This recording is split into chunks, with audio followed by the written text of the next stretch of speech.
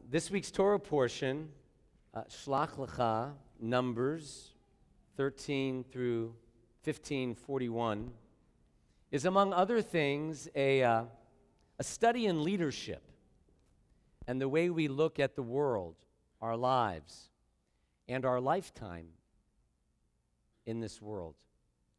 It's about the 12 spies who scout out the land of Israel. You recall that only 2 of them had the faith and courage to say that the Israelites could conquer the land of Canaan.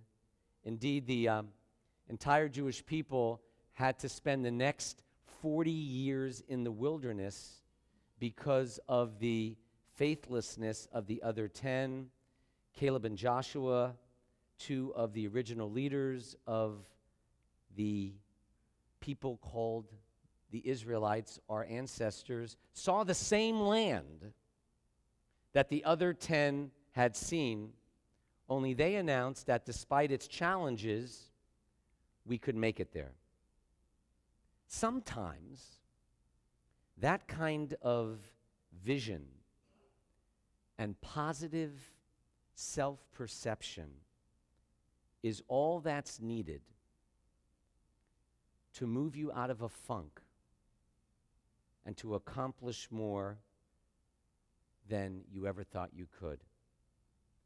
Marcel Proust, author of Remembrance of Things Past, has one sentence in that great novel so relevant to this message.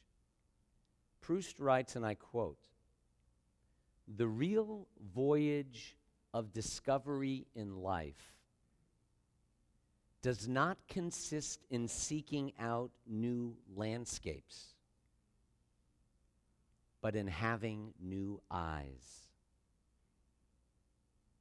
He's saying that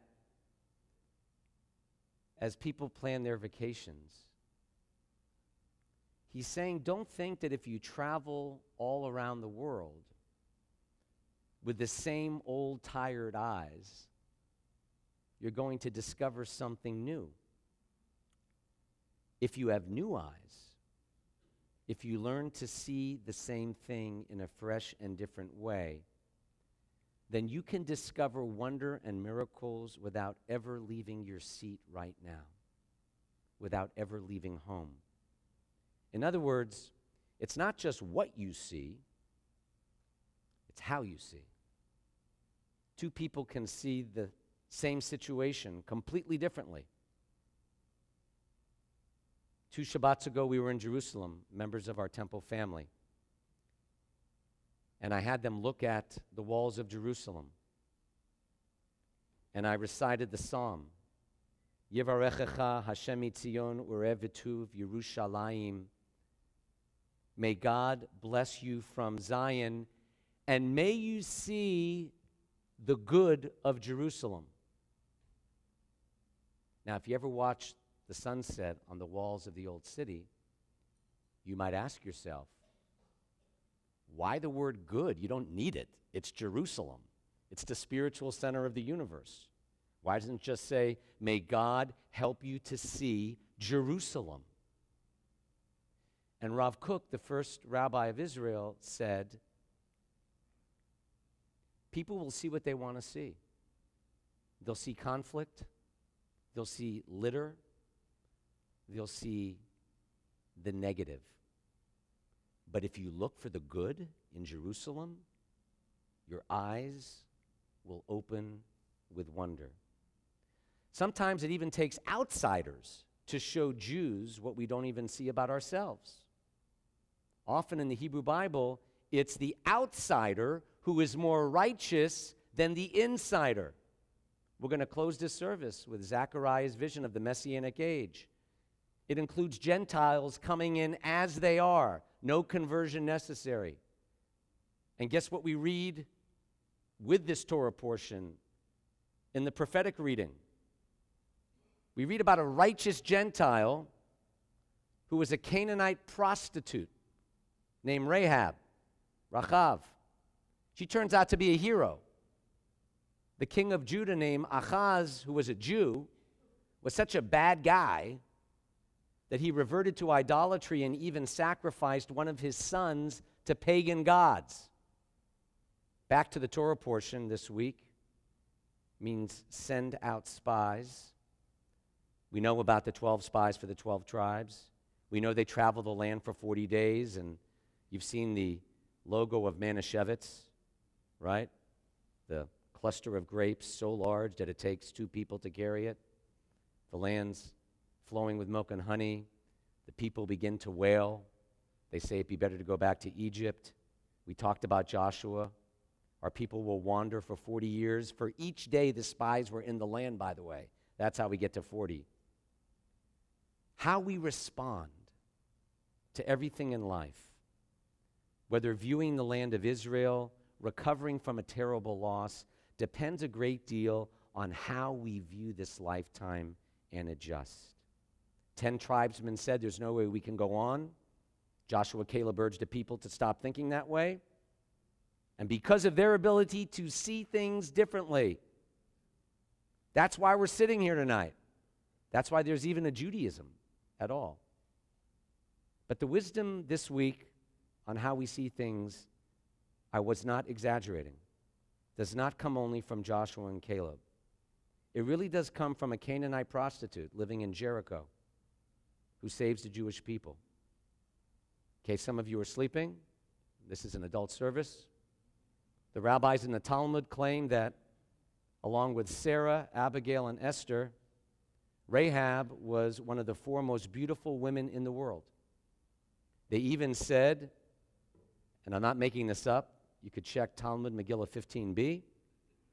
They said that if a man was experiencing impotence, just saying Rahab, Rahab would solve the problem. That's the Talmud, not Greenstein.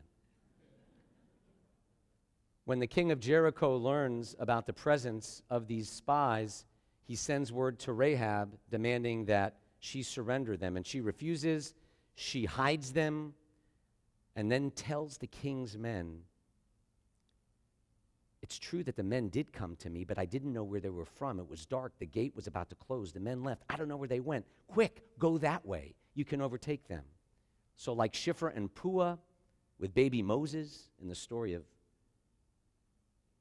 Pharaoh in the Exodus, Rahab is unafraid to disobey the king. She's taken them to the roof, hidden them under stalks of flax. Before the men can go to sleep, she climbs back up to the roof, and listen to what she says in Joshua 2:9. "I know that God has given this land to you."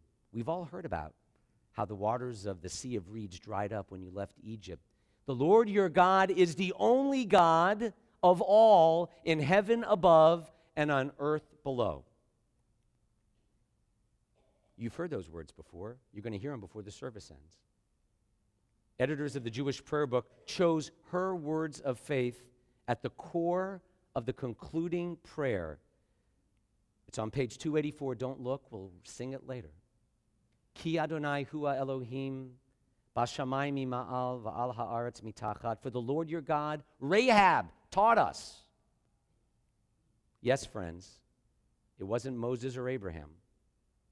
It was a Canaanite outsider who said publicly, for the first time, that the one God we affirm of all humanity is the only God in heaven and earth. My friend, colleague, and teacher, Rabbi Jeffrey Salkin, notes that Rahab means broad, B-R-O-A-D. She broadened the story of the Jewish people for us. She made the story of the Jewish people bigger. And her example teaches us not to judge people where they're from. It's who they become. Don't judge people for what they look like. It's who their souls really are.